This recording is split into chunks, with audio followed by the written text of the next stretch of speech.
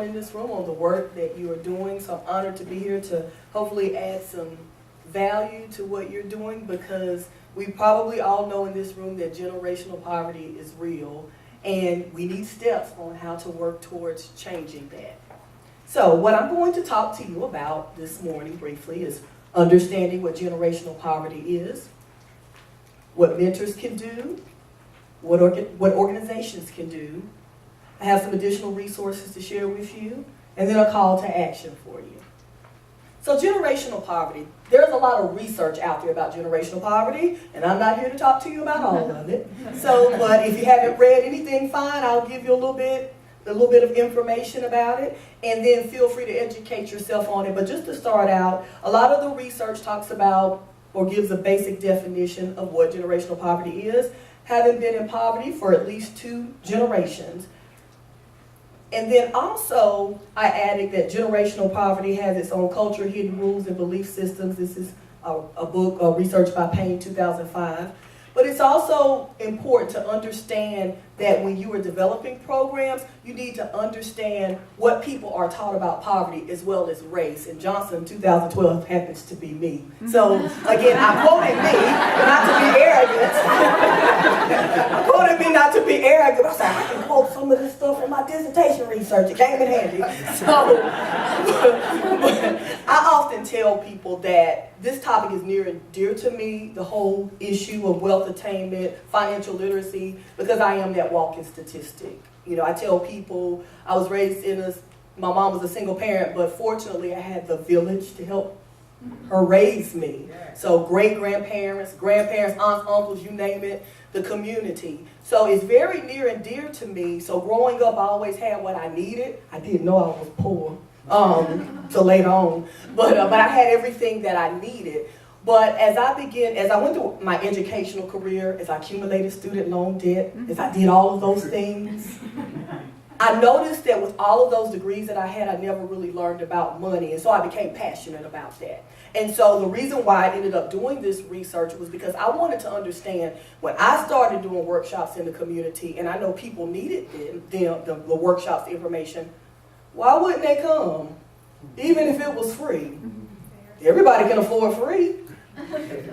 Or you think so, and then people say, put a price tag on it. Same thing, you may have 1 or 2, or maybe you have none. So while I was working on my dissertation some years ago, I actually did my dissertation research on understanding African American wealth attainment implications for leaders. And even though I focused on the African American population, my findings from the research actually can be applied to any population, because when you are dealing with people, whether they're young people or older people, but in your case, the young ones, it is important that you understand them before you try to create something for them. So if you're trying to change their mind about money or whatever it is, you need to first understand what they think. So for me in my research, I actually asked people, what did you learn about wealth, poverty, those kinds of things? And I let them tell me. I had what was called a mixed method. So I asked open-ended questions, but I also had surveys for people to complete. And so what I found out was a lot of different things. I asked people, what were you taught about? What did your family teach you about wealth?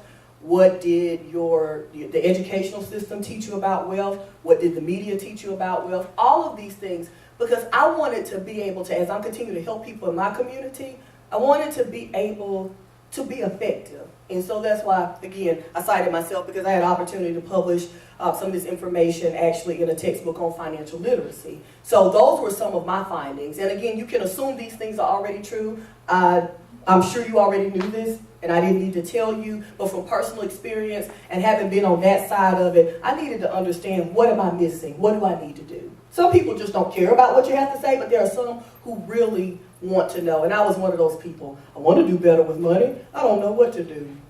So I'm going to keep blowing it and spending it and doing all those other things. But again, you need to understand your population and understanding it in order to help change it. So what can mentors do? Well, number one, you can educate yourself about generational poverty. Again, there's a lot of research out there. I'm not asking you to go back to school, but at least understand what it means. And it's not so that you can go back and diagnose, are you, part of generational poverty, but to understand it. Because as I mentioned before, it has its own culture, it has its own set of values. So it's sort of like when I, again, going back to my research and this understanding, if you try to talk to somebody about poverty, if you say, hey, maybe you should start saving your money, but if they came from a culture where, wealth and money, it's about status, so what kind of car you're driving, how much money did your car cost, or what kind of shoes are you wearing, and again, it's important to look nice, but those things, if those are their values, it's going to be hard to talk to them or them to receive what you're saying because it conflicts directly with what they've been taught, if that makes sense. So again, you have to understand generational poverty, understand the characteristics of it so that you can really reflect on how to help, your mentee. Educate yourself about financial topics. There are a lot of people out here that would love to do more, but you don't know. And so one of the things I encourage people to do, and I'm not just going to tell you theoretically what to do, I actually have some resources to share with you on how to do that. But I don't know about you all in here, but like I said, I have 3 degrees and I didn't learn anything about money with any of them. I'm thankful for my degrees, don't get me wrong. The research, my sociology degrees, my background, helped me to be able to be a good researcher. It helps me in my business. But that money thing, I did not learn. So if you're in that situation and you want to help your mentee, then it's important that you start to educate yourself. And there's a lot of embarrassment that goes along with talking about money with people when I meet with clients or talk to, college students, whoever I'm talking to. There's a lot of shame that goes along with it. So sometimes people are like, well, I really don't want to really talk about that because I've made some mistakes. But I'm here to tell you it's okay because I have 1,000 stories. And if you want to hear some later, I'll tell you. But you can't be ashamed to let that hold you back because there's somebody's life that you could potentially change, not just your own.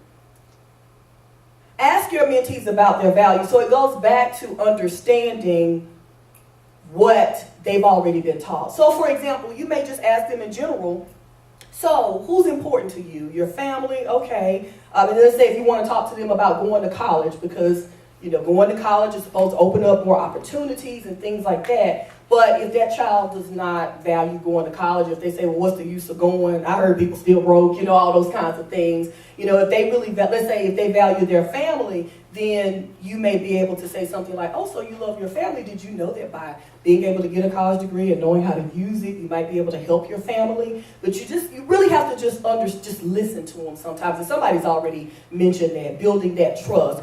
So don't just always going in and saying, you should do this, you need to go to college, you need to do this, but that may not be their value system. So you need to hear what they're saying so that you can be able to tie in and slide in those money lessons.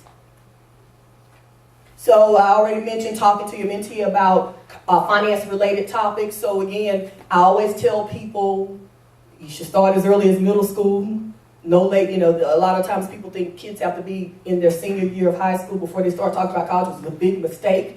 But you want to start as early as you can talking to them about college or whatever those things are. Do you know about saving money and things like that? Credit, basic understanding of credit. And just get their response. Hear what they're saying. And what that will do is educate you on what their values are, what their beliefs are, what they've been taught about those kinds of things. So it can help you to be more effective in what you're doing in that area. Because again, these are the steps that it takes to actually get out of generational poverty. Again, the theory, the research is awesome, but what are the actual steps? So as I mentioned before, finding out what they value and how you can connect those money lessons. Also, social capital is very important. So with social capital, it's important to know that it's not just about money in our society, but it's how you're able to navigate the different environments that you're in. Children who are in situations in generational poverty may not be taught the skills that they need when they are entering in different situations and things like that. We know part of it is who you know and connecting and networking. So everybody here has a network, whether you believe it or not. You'd be surprised who you know if you haven't already, thought about it. So introduce your mentee to your network, whoever that is. If it's the CEO of a company, if it's the admissions director at a college, if it's a friend of yours that was a college roommate, whoever it is, expand your network because it is valuable. And also, if you have your own personal stories, everybody has a story, but again, being transparent so that you can say, hey, I know somebody who was, in the same situation like you or myself, and this is what they did. Sometimes kids don't have hope about these kinds of things because they've not seen anybody that is close to them or that they can relate to. So leveraging your network so that your network becomes their network.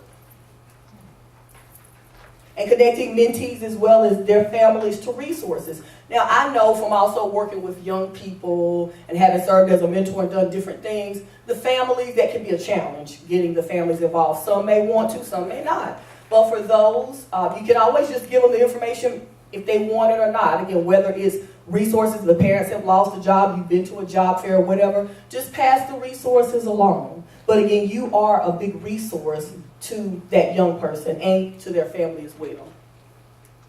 Now, what organizations can do?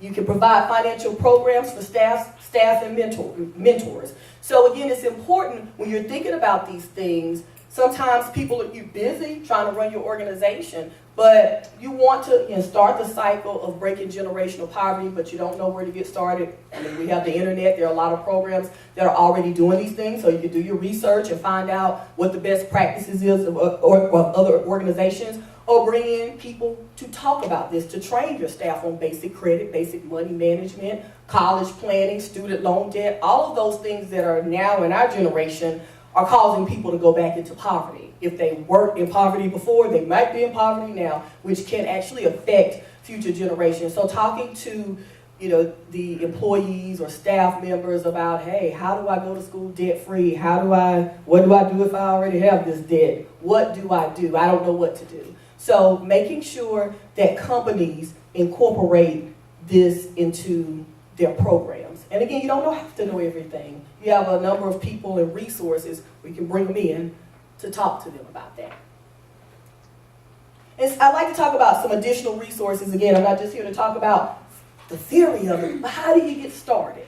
And these are free resources. So again, money doesn't have to be an issue. So one of the things is I have a YouTube channel, and I have lots of free webinars on there. I have how parents can save thousands on college tuitions for their children, how current college students can save thousands on tuition. And even though your mentees are younger, it's never too young to start, because they may have family members who are further along and they need this information too, again, which helps to break the cycle of generational poverty so that the whole family can benefit. So I also have, I said how college students can save thousands, how graduate students can save thousands, also student loan debt, there's life after.